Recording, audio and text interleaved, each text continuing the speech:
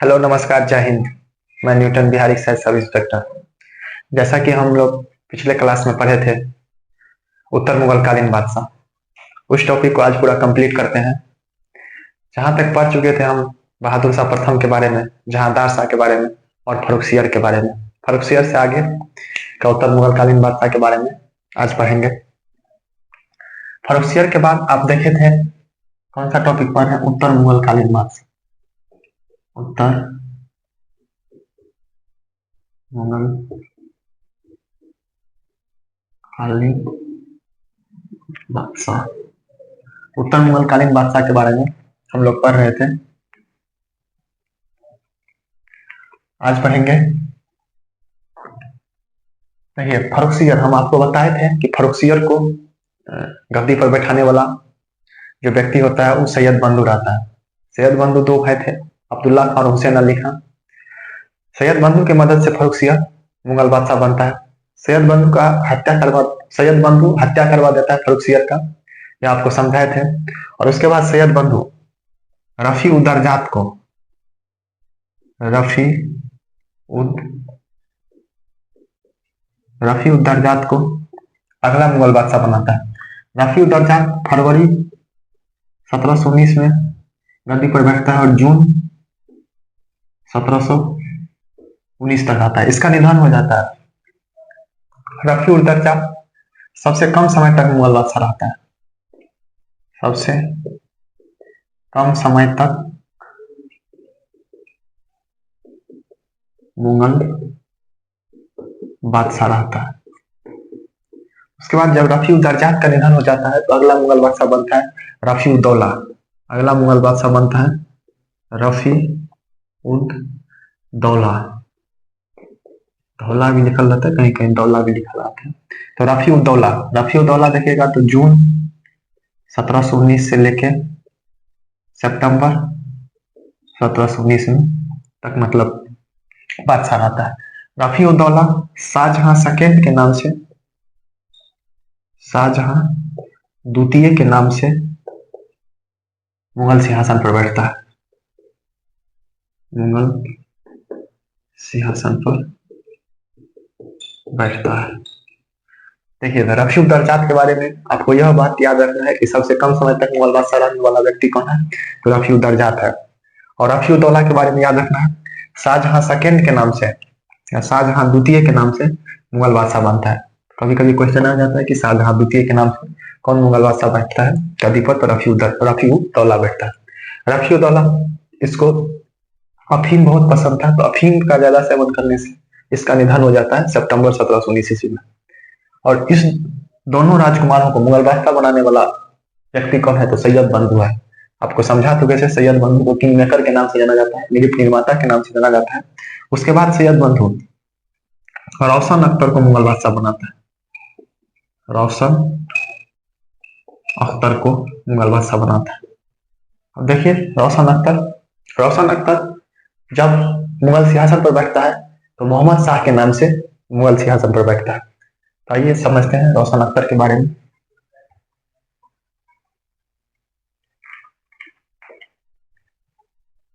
रोशन अख्तर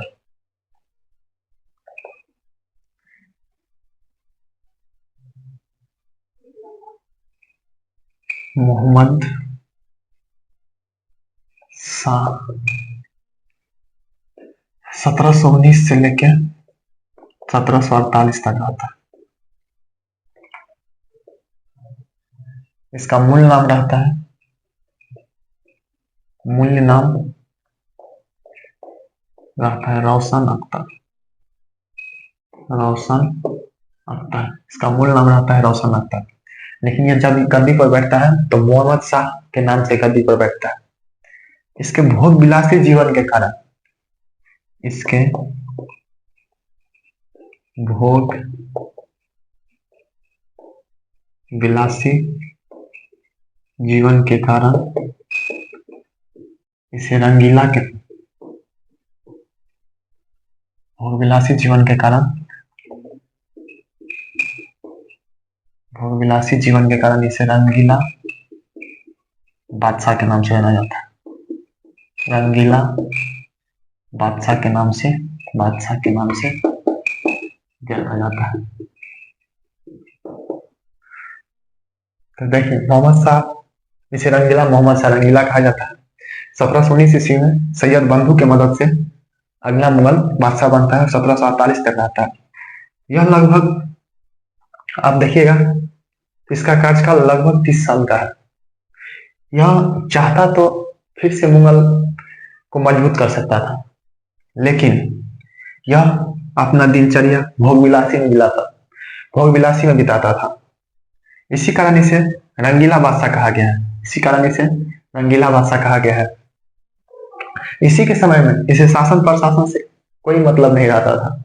इसके कारण इसी के शासनकाल में धीरे धीरे अनेक राज्यों प्रांतों का स्वतंत्र होना शुरू हो जाता है। इसी के दरबार से ईरानी गुट का शासक था, तुरानी गुट का था, ये सब निकल के अलग अलग जगह पे जाके स्वतंत्र राज्यों का स्थापना करना शुरू कर देता है। तो यही हम समझ गए इसके समय में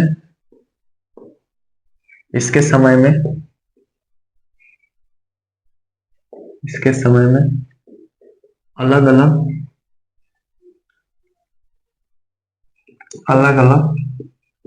स्वतंत्र राज्यों का स्थापना होता है। आइए समझते हैं कौन कौन से स्वतंत्र राज्यों का स्थापना होता है। देखिए सबसे पहले बंगाल में स्वतंत्र राज्यों का स्थापना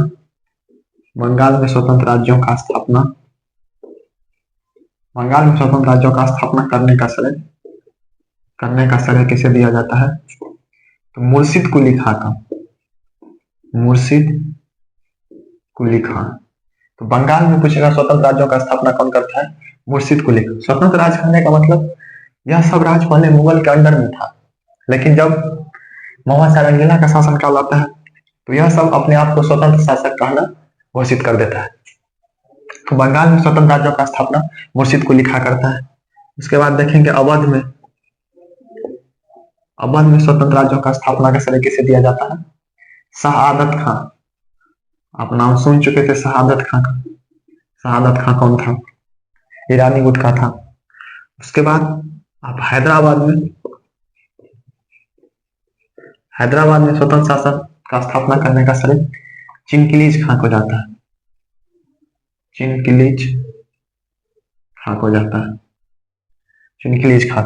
हैदराबाद के बाद कर्नाटक देखेगा।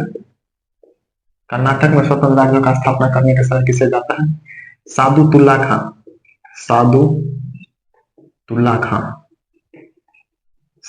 खां को जाता है। कर्नाटक के बाद आप समझिए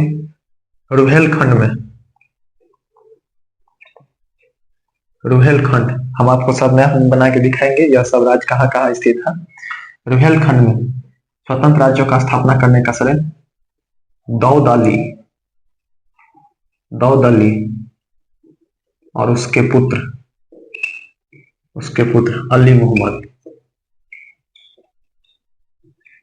मोहम्मद को जाता है। दाऊद अली और उसके पुत्र अली मोहम्मद को जाता है। रुहेलखंड के बाद आप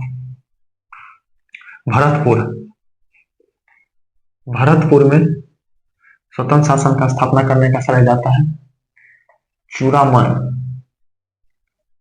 और बदन सिंह को।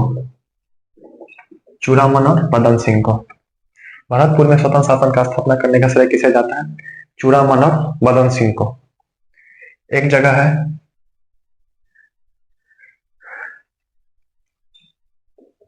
अलीगढ़ से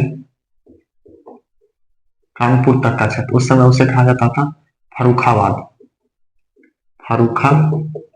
तो अलीगढ़ से कानपुर तक का क्षेत्र या फर्रुखाबाद में स्वतंत्र शासन का स्थापना करने का श्रेय मोहम्मद बंगस खां। यह मोहम्मद बंगस खां कौन था आपको समझाए थे? मतलब अलीगढ़ से कानपुर तक में स्वतंत्र राज्यों का स्थापना, मतलब बंगस राज्यों, मतलब पठान राज्यों का स्थापना किया जाता है मोहम्मद खां बंगस के नेतृत्व में। इसे फर्रुखाबाद के नाम से जाना जाता है। तो मोहम्मद सारंगीला का कार्यकाल 1719 से लेकर 1748 ईस्वी तक है। इसका मूल नाम रोशन अख्तर था, जो मोहम्मद शाह के नाम से गद्दी पर बैठता है। इसके भोगविलासी जीवन के कारण इसे रंगीला बादशाह के नाम से जाना जाता है। इसी के समय में अलग अलग स्वतंत्र राज्यों का स्थापना होता है। तो बंगाल में स्वतंत्र राज्यों का स्थापना का श्रेय मुर्शिद कुली खां को जाता है। अवध में स्वतंत्र राज्यों का स्थापना करने का श्रेय शहादत खां को जाता है। हैदराबाद में चिनकिलीज खां को जाता है। कर्नाटक में सादतुल्ला खां को जाता है। रोहेलखंड उत्तर प्रदेश का उत्तराखंड के निकट जो स्थित जगह है रोहेलखंड दाऊद अली खां और उसके पुत्र अली मोहम्मद खां को जाता है। भरतपुर में चूड़ामन और बदन सिंह को। अलीगढ़ से कानपुर तक पठान राज्यों का स्थापना करता है बंगस खां। इसे फर्रुखाबाद के नाम से जाना जाता है। यहाँ आपको आइए मैप में समझा देते हैं।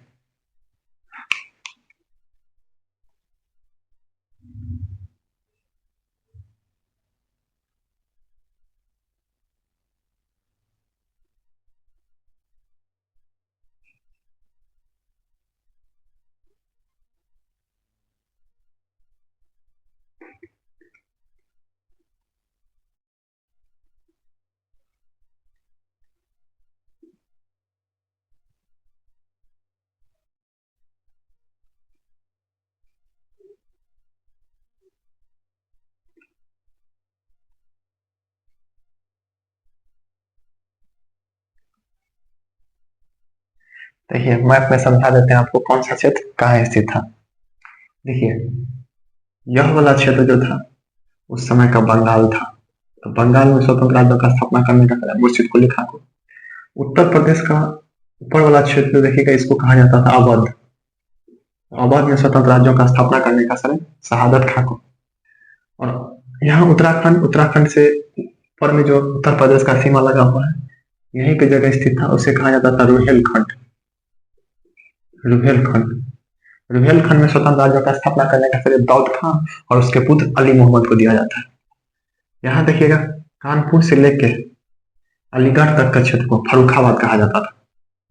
तो फर्रुखाबाद में पठान राज्यों का स्थापना किया था बंगस खां पठान।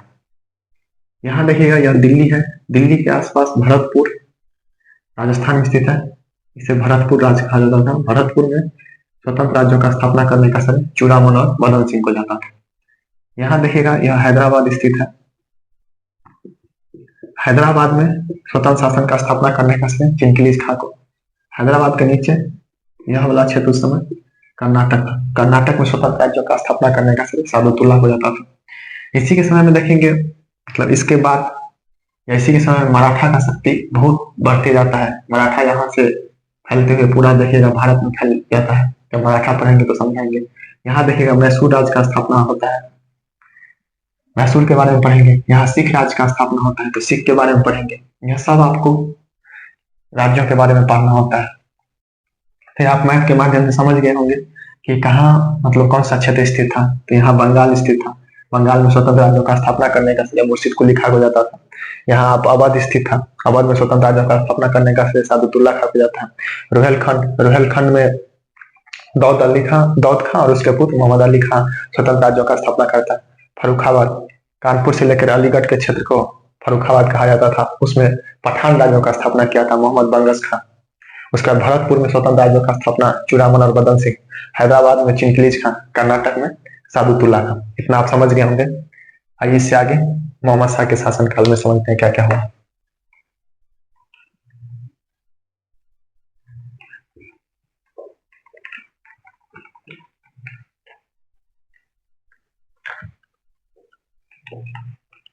देखिए मोहम्मद सारंगीला के द्वारा 1720 ईस्वी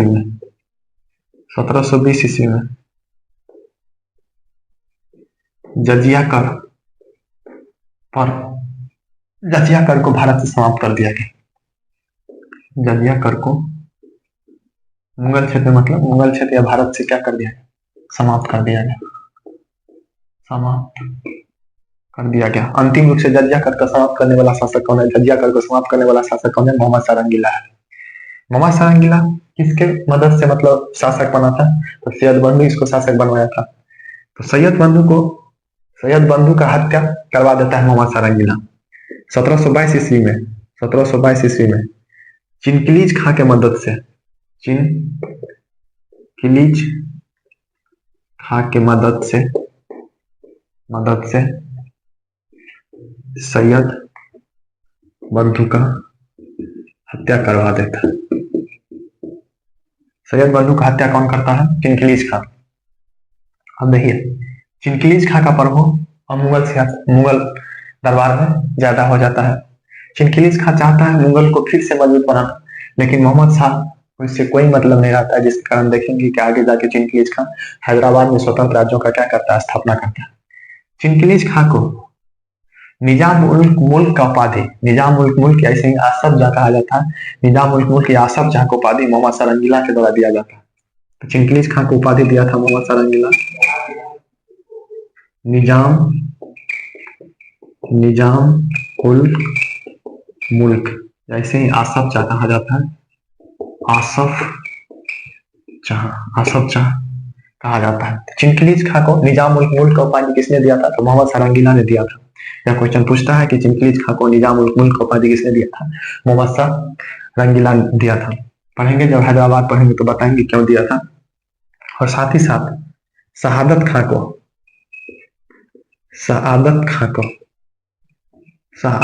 को बुरहान उल मुल्क को उपाधि दिया था। बुरहान उल मुल्क का उपाधि दिया था। किसने दिया था बुरहान उल मुल्क का उपाधि? तो मोहम्मद सारंगीला दिया था। तो चिनकिलीज खां को निजाम उल मुल्क का उपाधि और शहादत खां क्या किया था? अवध में स्वतंत्र राज्य का स्थापना करवाया था। तो शहादत खां को बुरहान उल मुल्क का उपाधि दिया था। यह क्वेश्चन बिहार दरोगा के एग्जाम में पूछा गया था कि मतलब बुरहान उल मुल्क का उपाधि शहादत खां को किसने दिया था? तो मोहम्मद सारंगीला ने दिया था। यह भी समझेंगे क्यों दिया था जब हम अवध पढ़ेंगे तो। उसके बाद इसी के शासनकाल में नादिर शाह का आक्रमण होता है। नादिर शाह का आक्रमण किसके शासनकाल में होता है? मोहम्मद सारंगीला के शासनकाल में नादिर शाह का आक्रमण होता है। कब होता है? फरवरी 1739 ईस्वी में। फरवरी 1739 ईस्वी में आक्रमण होता है, जिसे करनाल के युद्ध के नाम से जाना जाता है। इसे कौन सा युद्ध के नाम से जाना जाता है? करनाल का युद्ध। आगे समझेंगे करनाल का युद्ध। करनाल आपको हरियाणा में जगह स्थित है। करनाल कहाँ स्थित है? हरियाणा में स्थित है। नादिर शाह के बारे में थोड़ा समझ लेते हैं। नादिर शाह कौन था? देखिए इसे ईरान का नेपोलियन कहा जाता है। नादिर शाह को क्या कहा जाता है? ईरान का नेपोलियन कहा जाता है। ईरान का नेपोलियन कहा जाता है।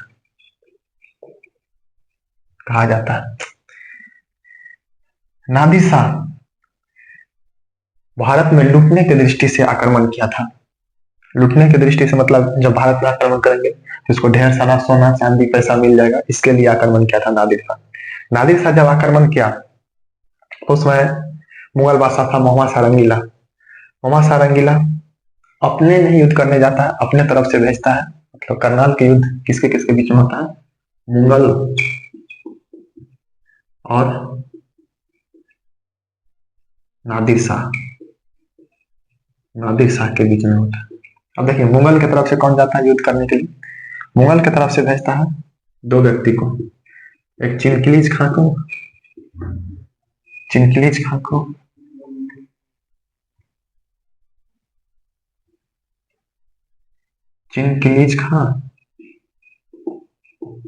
और शहादत खां।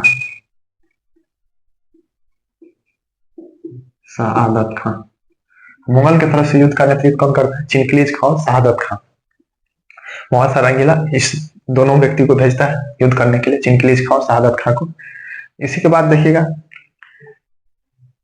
करनाल का जब युद्ध होता है, इस युद्ध में नादिर शाह जीत जाता है और ये सब हार जाता है। देखिए शहादत खां जब युद्ध चिनकिलीज खां तेज तरह का आता है, नादिर शाह समझ जाता है कि नादिर शाह युद्ध जीत जाएगा, तो चिनकिलीज खां संधि करने के लिए नादिर शाह को कहता है। नादिर शाह भी तैयार हो जाता है संधि करने के लिए, बोलता है कि हम आपको लगभग 20 लाख रुपया यहाँ देते हैं, आप यहाँ से लौट जाइए। तो नादिर शाह आया ही क्यों था? लूटने की दृष्टि से इसको धन संपत्ति चाहिए, तो धन संपत्ति चिनकलीज खां देना शुरू कर दिया। बोला हम 20 लाख रुपया देते आप यहीं से लौट जाइए। तो नादिर शाह तैयार हो गया था यहाँ से लौटना, मतलब करनाल से लौटना। लेकिन शहादत खां को लगा कि मुगल दरबार में चिनकलीज खां का वैल्यू बढ़ जाएगा, मेरा वैल्यू कम हो जाएगा। तो शहादत खां फिर बोलता है नादिर शाह को कि नहीं, जब आप यहाँ नहीं दिल्ली का आक्रमण करिएगा तो आपको 20 लाख नहीं 20 करोड़ से ज्यादा संपत्ति मिलेगा। लेकिन जब नादिर शाह दिल्ली आता है, दिल्ली का खजाना देखता है तो दिल्ली का खजाना पूरा खाली है। इसका मतलब ये बात की सूचना शहादत खां को लगता है कि दिल्ली का खजाना खाली है। तो शहादत खां नादिर शाह के डर से ही अपना आत्महत्या कर लेता है। नादिर शाह के डर से आत्महत्या करने वाला व्यक्ति कौन है? शहादत खां है। फिर भी नादिर शाह दिल्ली पर आक्रमण करता है, नादिर शाह दिल्ली पर आक्रमण करता है और 50 दिनों तक दिल्ली का लूटपाट करता है। 50 दिनों तक दिल्ली की लूटपाट करता है, दिल्ली का लूटपाट करता है। और जब नादिर शाह लौट के जाता है तो अपने साथ, नादिर शाह जब लौट के जाता है, इसके बारे में लिखना है नादिर शाह के बारे में। नादिर शाह जब लौट के जाता है तो अपने साथ मयूर सिंहासन, मयूर सिंहासन जिसे तख्त ए तौस कहा जाता था, तख्त ए तौस के नाम से जाना जाता था, मयूर सिंहासन का निर्माण करवाया था शाहजहां। तो मयूर सिंहासन, तख्त ए तौस, इसी में कोहिनूर हीरा लगा हुआ था, कोहिनूर हीरा लगा हुआ था। तो मयूर सिंहासन जिसे तख्त ए तौस कहा जाता था, जिस पे राजा बैठते थे उसी को मयूर सिंहासन, उसे ही तख्त ए तौस कहा जाता था, उसी में कोहिनूर हीरा लगा था। यह सब लेकर नादिर शाह चला जाता है, लगभग 70 करोड़ की संपत्ति लेके, लगभग 70 करोड़ की संपत्ति लेके जाता है। कौन? नादिर शाह। तो नादिर शाह के बारे में आपको याद रखना है कि नादिर शाह का आक्रमण किसके शासनकाल में होता है? तो मोहम्मद शाह रंगीला के शासनकाल में होता है। कब होता है? तो 1739 ईस्वी, फरवरी 1739 ईस्वी में होता है। उसी आक्रमण को, जहाँ युद्ध होता है, उस युद्ध को कहा जाता है करनाल का युद्ध। मुगल की तरफ से नेतृत्व किया था चिनकलीज खां और शहादत खां, और नादिर शाह युद्ध जीत जाता है, मुगल युद्ध हार जाता है। नादिर शाह उसके बाद दिल्ली पर आक्रमण करता है, दिल्ली पे लगभग 50 दिनों तक लूटपाट करता है। दिल्ली में लूटपाट करने के बाद जब ये लौट के जाता है तो अपने साथ मयूर सिंहासन और तख्त ए तौस, उसी में लगा हुआ था कोहिनूर हीरा, यह सब लेकर के चला जाता है। लगभग 70 करोड़ की संपत्ति लेके दिल्ली से जाता है, दिल्ली से जाता है। उसके बाद नादिर शाह के बारे में यह बात आपको याद रखना है, इसे ईरान का नेपोलियन कहा जाता था। तो मोहम्मद शाह रंगीला के सामने, उसके बाद देखिएगा मोहम्मद शाह रंगीला का 1747 ईस्वी में निधन हो जाता है। उसके बाद का शासक पढ़ते हैं तो मोहम्मद शाह रंगीला के बारे में 1720 ईस्वी में भारत में मतलब जजिया कर को पूरी तरह से प्रतिबंध कर दिया। जजिया कर क्या था? तो जजिया कर गैर मुसलमान से जो धार्मिक कर लिया जाता था उसी जजिया कर कहा जाता था। पढ़ेंगे मध्यकालीन भारत में 1722 ईस्वी में चिनकलीज खां के मदद से सैयद बनु की हत्या करवा देता है।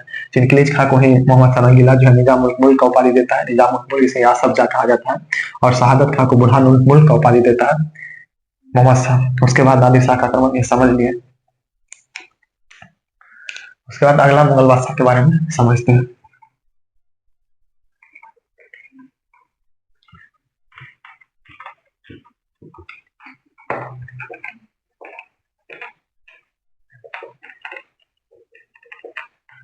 अगला मुगल बादशाह बनता है नादिर शाह के बाद, सॉरी मोहम्मद शाह रंगीला के बाद अहमद शाह।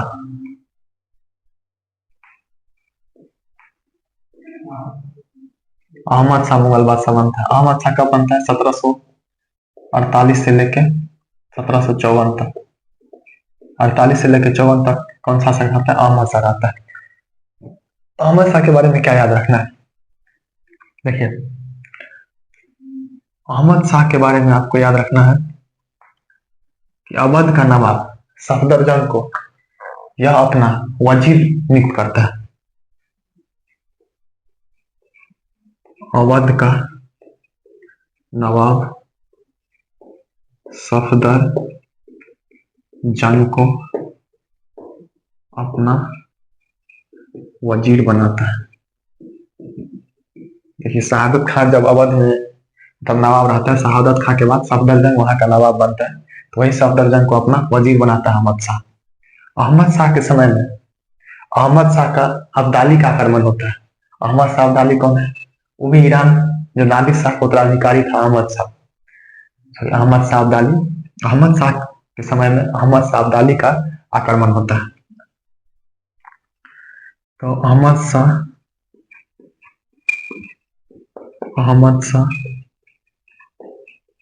अब्दाली का आक्रमण शुरू होता है। अहमद शाह अब्दाली का आक्रमण शुरू होता है। अहमद शाह अब्दाली, इसे दुर्रे दुरानी या युग का मोती के नाम से भी जाना जाता है। इसे दुर्रे दुरानी या युग के मोती के नाम से जाना जाता है। यह भी ईरान का एक लुटेरा था। यह भी भारत में लूटने के लिए देखा था कि जब नादिर शाह आक्रमण किया था तो उसे बहुत सारा धन संपत्ति मिला था। हम भी आक्रमण करेंगे तो हमको भी बहुत सारा धन संपत्ति मिलेगा। इसी कारण अहमद शाह अब्दाली अहमद शाह के समय में आक्रमण करता है। अहमद शाह अब्दाली कुल 7 बार भारत में आक्रमण करता है। कुल 7 बार आक्रमण करता है। उसके कुल 7 बार में 5 बार आक्रमण अहमद शाह अब्दाली के शासनकाल में करता है। 5 बार आक्रमण इसी के शासनकाल में, मतलब 1748 से लेकर 1754 तक कुल 5 बार आक्रमण करता है। 6ठी बार आक्रमण 1761 का पानीपत युद्ध बनेगा। उसके बाद अंतिम आक्रमण जिसका नाम है अहमद शाह अब्दाली का 1767 ईस्वी में अहमद शाह अब्दाली का अंतिम आक्रमण है। तो अहमद शाह अब्दाली पहली बार इसी के शासनकाल में अहमद शाह अब्दाली का पहला आक्रमण 1748 ईस्वी में होता है। 1748 ईस्वी में होता है। तो अहमद शाह 1748 से लेकर 1754 ईस्वी तक शासक रहता है। यह मोहम्मद शाह रंगीला का पुत्र था अहमद शाह। तो 1747 से लेकर 1754 ईस्वी तक मुगल बादशाह रहता है। यही जो है अहमद शाह अवध के नवाब सफदरजंग को अपना वजीर बनाता है और इसी के शासनकाल में अहमद शाह अब्दाली का आक्रमण शुरू होता है। अहमद शाह अब्दाली का आक्रमण शुरू होता है। अहमद शाह अब्दाली के बारे में क्या बात याद रखना है, क्या पूछा जाता है, तो इसे दुर्रे दुरानी कहा जाता है। दुर्रे दुरानी अर्थात युग का मोती भी कहा जाता है। तो दुर्रे दुरानी या युग का मोती के नाम से किसे जाना जाता है, तो अहमद शाह अब्दाली का। ये कौन था, तो यह भी ईरान का लुटेरा है जो भारत में लूटने की दृष्टि से आक्रमण किया। कुल कई बार आक्रमण किया, कुल देखिएगा 7 बार आक्रमण करता है भारत में। इसमें 5 बार आक्रमण अहमद शाह अब्दाली के शासनकाल में करता है और इसका 6ठा आक्रमण देखेंगे पानीपत का 3रा युद्ध पढ़ेंगे और अंतिम आक्रमण 1767 ईस्वी में करता है, अहमद शाह अब्दाली के द्वारा किया जाता है। इसका पहला आक्रमण 1748 ईस्वी में अहमद शाह के समय में होता है। तो अहमद शाह के बारे में इतना ही बात आपको याद रखना है। अहमद शाह के बाद अगला मुगल बादशाह, अहमद शाह का एक तरह से देखिएगा ना, अहमद शाह का हत्या करवा देता है इमाद उल मुल्क। इमाद उल मुल्क ने अहमद शाह को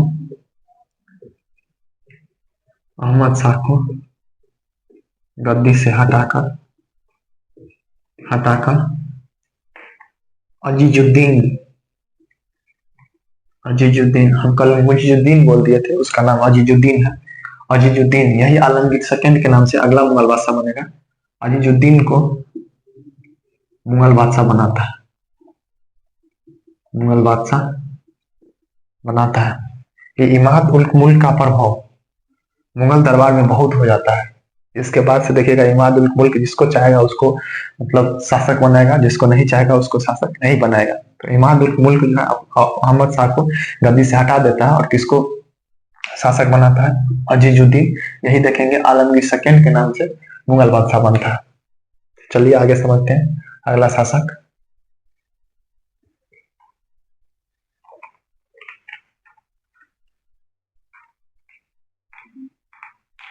अगला शासक आलमगीर सेकंड।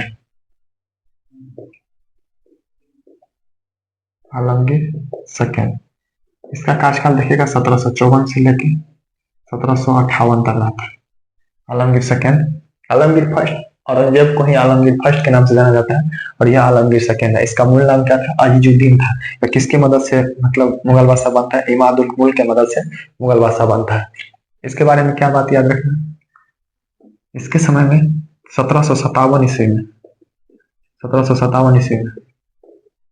प्लासी का युद्ध होता है।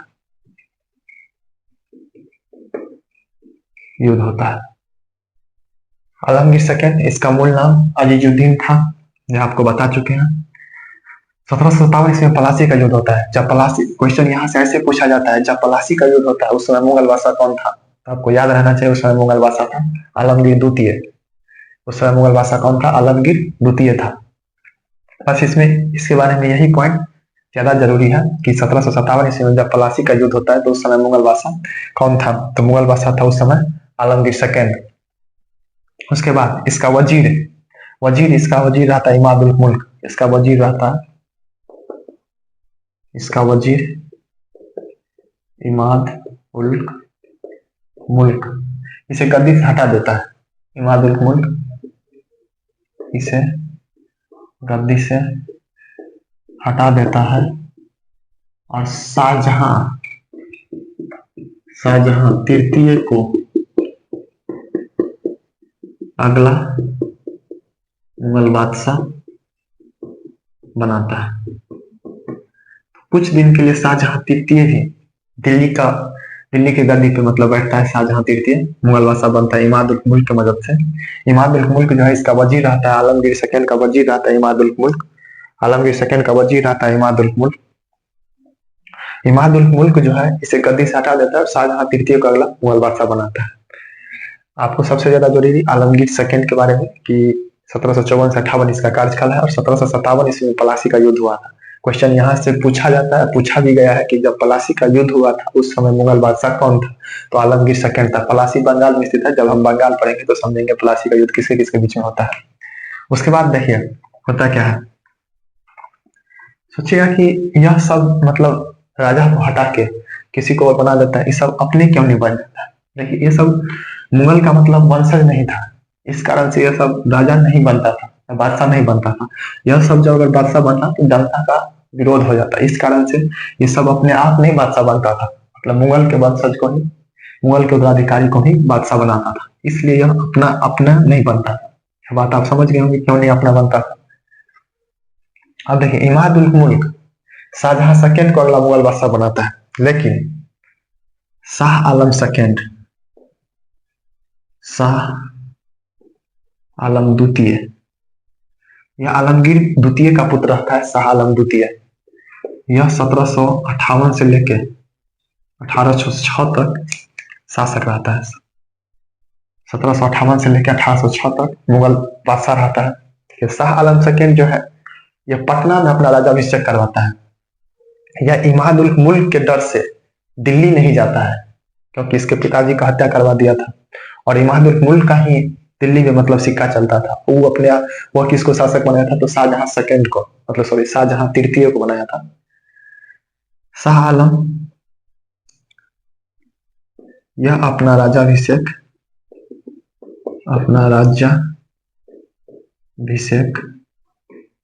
पटना में करवाता है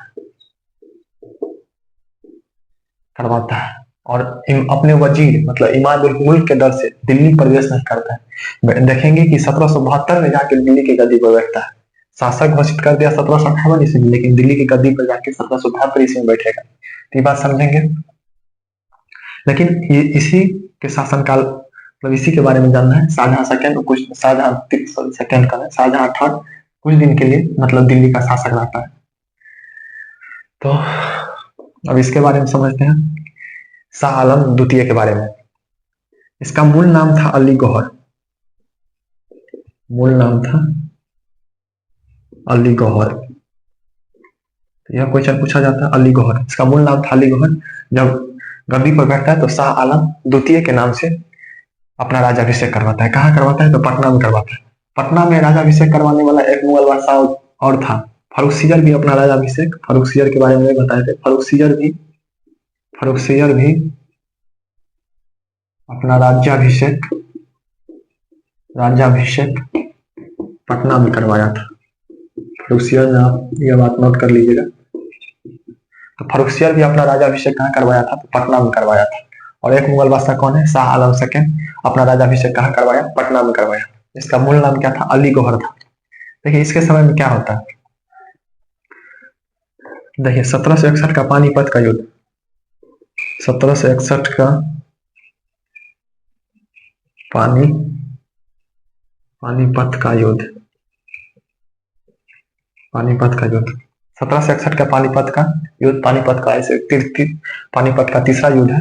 पानीपत का पानीपत का कौन सा युद्ध है? तीसरा युद्ध। 1761 ईस्वी में पानीपत का तीसरा युद्ध होता है। उस समय मुगल बादशाह कौन रहता है? तो शाह आलम द्वितीय रहता है। तो पानीपत का तीसरा युद्ध के समय पूछता है क्वेश्चन कि पानीपत के तीसरा युद्ध के समय में मुगल बादशाह कौन रहता है? तो शाह आलम द्वितीय रहता है। फिर 1764 का 1764 बक्सर का युद्ध, बक्सर का युद्ध। इस सब युद्ध के बारे में हम लोग डिटेल से पढ़ेंगे। जैसे पानीपत का तीसरा युद्ध जब हम मराठा पढ़ेंगे तो वहां पढ़ेंगे डिटेल से। जैसे यहाँ देखें तो पलासी का युद्ध, जब हम बंगाल पढ़ेंगे तो ये सब डिटेल में पढ़ेंगे बंगाल में। जैसे बक्सर का युद्ध, जब बंगाल पढ़ेंगे तो डिटेल में पढ़ेंगे कि बक्सर के युद्ध में क्या क्या हुआ था। तो 1764 में बक्सर का युद्ध होता है। सॉरी, जब बक्सर का युद्ध होता है तो उस समय मुगल बादशाह रहता है कौन? शाह आलम द्वितीय। उसमें देखेंगे कि शाह आलम द्वितीय भी बक्सर का युद्ध में भाग लिया था। तो देखिए 1764 का बक्सर का युद्ध अंग्रेज और किसके बीच में होता है? अंग्रेज और बंगाल का अपदस्थ नवाब, बंगाल का अपदस्थ नवाब, मतलब पद से हटा दिया जाता है इसको। वो रहता है मीर कासिम, मीर कासिम। और एक तरफ रहता है मुगल बादशाह, मुगल बादशाह भी इसमें शामिल रहता है। और अवध का नवाब रहता है उस समय सुजाऊ दौला, अवध का नवाब रहता है सुजाऊ दौला। यह तीनों एक तरफ रहता है और एक तरफ अंग्रेज रहता है। पढ़ेंगे अंग्रेज में इस युद्ध की तरफ से नेतृत्व करता है हेक्टर मोंगो। इस युद्ध में इस सब का हार हो जाता है और अंग्रेज युद्ध जीत जाता है। यह युद्ध अंग्रेज जीत जाता है और यह सब युद्ध हार जाता है। अब देखिए जब युद्ध हारता है ना तो मीर कासिम तो पढ़ेंगे, तब मीर कासिम भाग के नेपाल चल जाता है। और मुगल बादशाह और सुजाऊ दौला, मुगल बादशाह उस समय कौन रहता है? शाह आलम द्वितीय रहता है। शाह आलम द्वितीय और सुजाऊ दौला से अंग्रेज एक संधि करता है। उस संधि को इलाहाबाद का संधि कहा जाता है। तो इसी के समय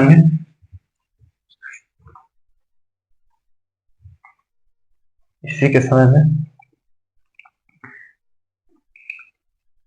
इलाहाबाद का प्रथम संधि,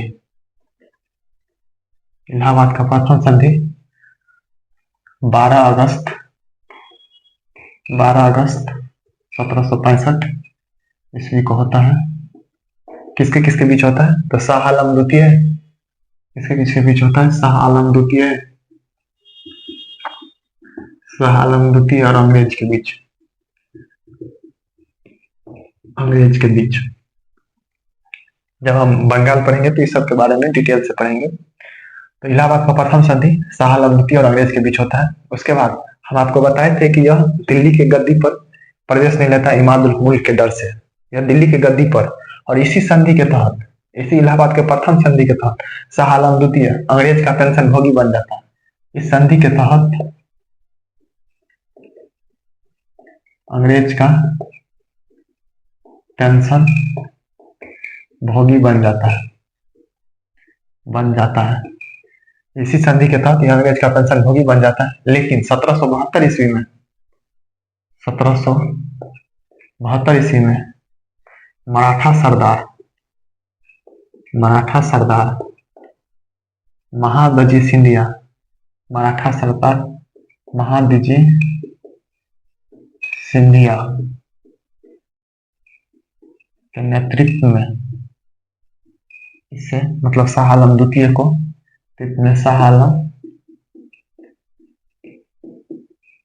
शाह आलम द्वितीय को दिल्ली के गद्दी पर बैठाता है, दिल्ली के गद्दी पर बैठाता है और मराठा का पेंशन भोगी बनता है, और मराठा का पेंशन भोगी बन जाता है।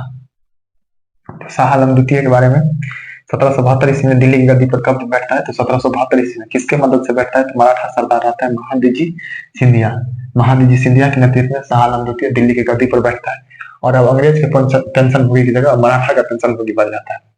1803 ईस्वी में देखेंगे 1803 ईस्वी में जनरल लेक नामक अंग्रेज दिल्ली पर अधिकार कर लेता है और फिर शाह आलम द्वितीय अंग्रेज के संरक्षण में चल जाता है और शाह आलम द्वितीय अंग्रेज के संरक्षण में चला जाता है, क्योंकि देखेंगे कि 1803 में आके मराठा भी कमजोर हो जाता है। जब मराठा पढ़ेंगे तो देखेंगे उस समय कि मराठा भी 1803 तक आते आते कमजोर हो जाता है। इसके कारण 1803 ईस्वी में जनरल लेक नामक अंग्रेज अधिकारी दिल्ली पर कब्जा कर लेता है और फिर शाह आलम द्वितीय अंग्रेज के संरक्षण में चला जाता है। शाह आलम द्वितीय के बारे में आपको यह याद रखना है कि 1758 से लेकर 1806 तक इसका कार्यकाल है। यह अपना राजाभिषेक पटना में करवाता है। पटना में राजाभिषेक करवाने वाला और एक मुगल शासक था, वो कौन था? फर्रुखसियर में बताने के लिए भूल गए थे, तो फर्रुखसियर था। फर्रुखसियर में आप यह बात नोट कर लीजिएगा कि फर्रुखसियर का भी राजाभिषेक कहाँ हुआ था? तो पटना में हुआ था। शाह आलम द्वितीय का मूल नाम था अली गौहर। यह जब मतलब शासक बनता है तो शाह आलम द्वितीय के नाम से मतलब अपना राजाभिषेक करवाता है। इसी के समय में 1761 का पानीपत का युद्ध हुआ था। आप जानेंगे, एक क्वेश्चन पूछते रहता है कि पानीपत के युद्ध के समय में मुगल बादशाह कौन था, और 1764 ईस्वी में बक्सर के युद्ध के समय में मुगल बादशाह कौन था। फिर इलाहाबाद के प्रथम संधि के समय मुगल बादशाह कौन था, फिर इलाहाबाद का द्वितीय संधि के समय में भी मुगल बादशाह यही रहता है। 1772 ईस्वी में मराठा सरदार महादेव जी सिंधिया के नेतृत्व में यह दिल्ली की गद्दी पर जाकर बैठता है। इससे पहले यह दिल्ली में प्रवेश नहीं लेता है और 1803 ईस्वी में जनरल लेक नामक अंग्रेज दिल्ली पर अधिकार कर लेता है और अंग्रेज के संरक्षण में चला जाता है। इतना बात आप शाह आलम द्वितीय के बारे में याद रखिएगा। उसके बाद अगला मुगल बादशाह देखते हैं।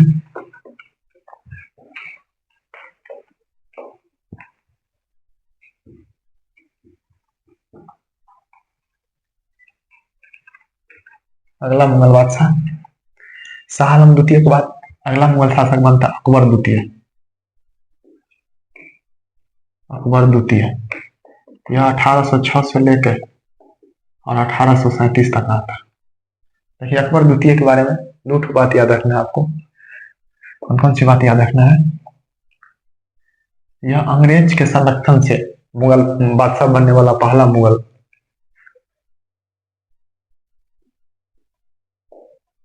अंग्रेज के संरक्षण से बनने वाला पहला मुगल बादशाह, अंग्रेज के संरक्षण से बनने वाला पहला मुगल बादशाह को बताया था कि 1803 ईस्वी में दिल्ली पर अंग्रेज अधिकार कर लेता है, तो यह अंग्रेज के संरक्षण से ही मुगल बादशाह बनता है। और यह मतलब 1803 के बाद मुगल अंग्रेज का पेंशन भोगी बन जाता है। अंग्रेज पेंशन देता है, उसी पे मतलब अपना जीवन निर्वाह करता है। अकबर द्वितीय के शासनकाल में देखिएगा, इसका मतलब शासन दिल्ली के लाल किला तक ही शासन सीमित रह जाता है। इसका शासन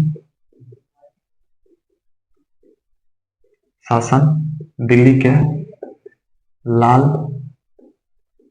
किला तक सिमट कर रह जाता है। देखिए, इसके बारे में और एक पॉइंट याद रखना है। देखिए, अकबर द्वितीय का जो पेंशन मिल रहा था ना, वो अंग्रेज बंद कर देता है। तो इसके लिए राजा राम मोहन राय को भेजता है लंदन कि लंदन जाइए और महारानी से मतलब मेरे बारे में वहां जाके बताइए कि मतलब अंग्रेज जो है मेरा पेंशन बंद कर दिया है, मेरा पेंशन फिर से चालू करें। तो यह अकबर द्वितीय आता है। अकबर द्वितीय से मतलब अकबर द्वितीय जब राजा राम मोहन राय से मिलता है तो राजा राम मोहन राय को बोलता है कि आप ओरिजिनल राजा आप ही हैं, मतलब राजा की उपाधि राजा राम मोहन राय को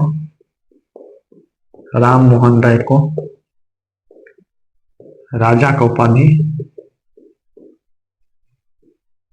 दिया था। क्यों दिया था ये आपको बता दिए थे। राम मोहन राय को राजा को उपाधि देते हैं और कहता है आप जब लंदन जाइए और मेरे बारे में मतलब बताइए वहां के महारानी को कि यहाँ जो है मेरा पेंशन रोक दिया गया है, उसको फिर से चालू करवा दीजिए। तो क्वेश्चन पूछा जाता है बार बार कि राजा राम मोहन राय को राजा को उपाधि, राजा राम मोहन राय को राजा को उपाधि किसने दिया था? तो अकबर द्वितीय ने दिया था। अंग्रेज के संरक्षण से मुगल बादशाह बनने वाला पहला शासक अकबर द्वितीय है। उसके बाद इसका निधन 1837 ईस्वी में हो जाता है, तो इसका पुत्र बनता है शासक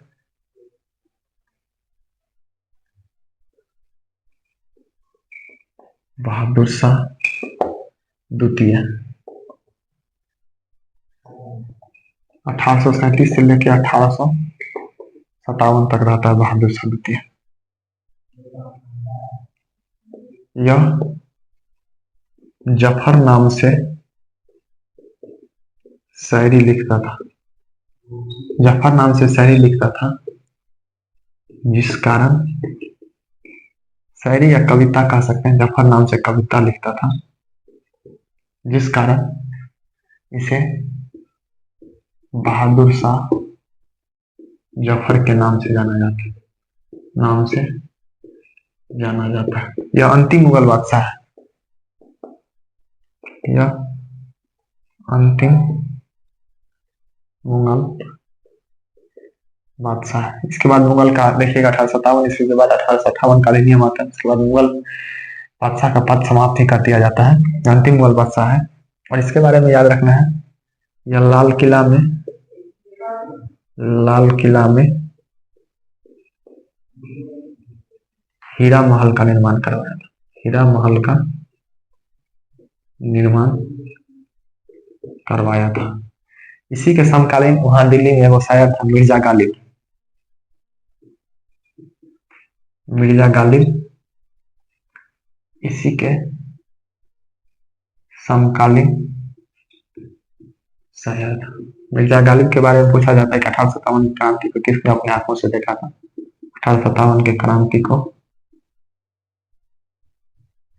अपने आंखों से देखा था। किसने देखा था? तो मिर्जा गालिब देखा था। तो मिर्जा गालिब इसी के समकालीन थे, बहादुर शाह द्वितीय के समकालीन। 1857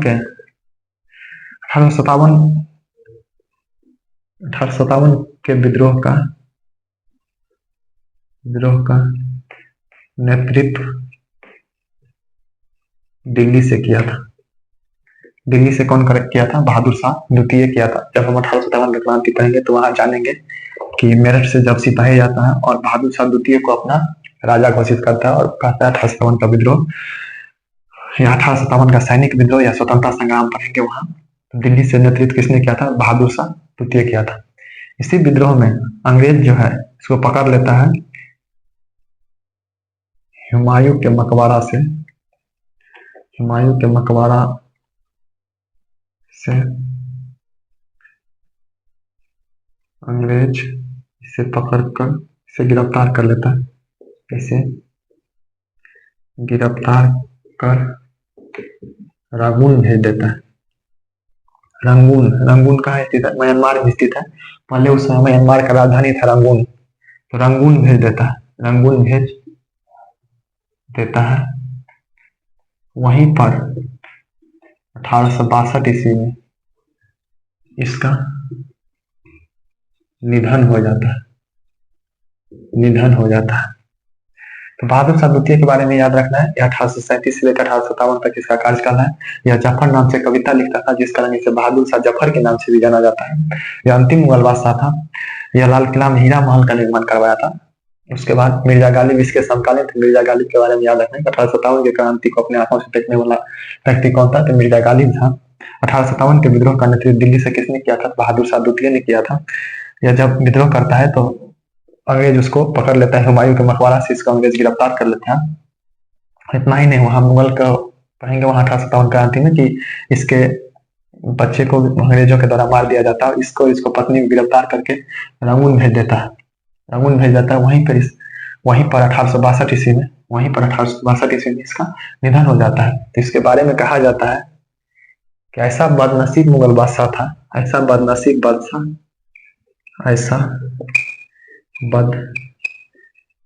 बादशाह जिसे अंतिम समय में अपनी मातृभूमि का 2 गज जमीन भी नसीब नहीं हुआ। तो यह स्टेटमेंट भी देके पूछा जाता है कि ऐसा कौन सा बादशाह था जिसे अंतिम समय में अपनी मातृभूमि का 2 गज जमीन भी नसीब नहीं हुआ। क्योंकि इसका निधन हो जाता है रंगून में, वहीं पर इसको दफना दिया जाता है। इसका मकबरा कहाँ है? रंगून में ही स्थित है। तो 1862 में निधन हो जाता है। इसी के लिए कहा गया है कि ऐसा बदनसीब बादशाह था जिसको अपने अंतिम समय में अपनी मातृभूमि का 2 गज जमीन भी नसीब नहीं हुआ। तो किसके बारे में बोला जाता है? बहादुर शाह द्वितीय के बारे में बोला जाता है। तो यहाँ यह टॉपिक यहाँ पे समाप्त होता है। आगे हम देखेंगे, आगे हम पढ़ेंगे कि आगे टॉपिक पढ़ेंगे बंगाल में कैसे स्वतंत्र राज्यों का स्थापना होता है, फिर बंगाल को कैसे अंग्रेज अपने में मिला लेता है, फिर बंगाल के बाद अवध के बारे में पढ़ेंगे, हैदराबाद, कर्नाटक, फिर भरतपुर, फर्रुखाबाद, रुहेलखंड, फिर उसके बाद यह सब टॉपिक जब समाप्त हो जाएगा उसके बाद मराठा पढ़ेंगे, सिख पढ़ेंगे, मैसूर पढ़ेंगे। तो आगे पढ़ेंगे। इसी के साथ आप लोग पढ़ते रहिएगा, नोट्स बना लीजिएगा। नोट्स ही आपको काम देगा। नोट्स आपको अंतिम समय में नोट्स बहुत काम देगा। आप जिस तरह हम लिखते हैं उसी तरह आप अपना नोट्स बना लीजिए। और कोई भी दिक्कत परेशानी हो तो आप कमेंट करके बताइएगा। कोई भी सुझाव आप देना चाहते हैं तो आप वो भी कमेंट में बता सकते हैं। और इस तरह से आप पढ़िए, आपको परेशानी नहीं होगा। ठीक है, इसी के साथ क्लास को समाप्त करते हैं। जय हिंद।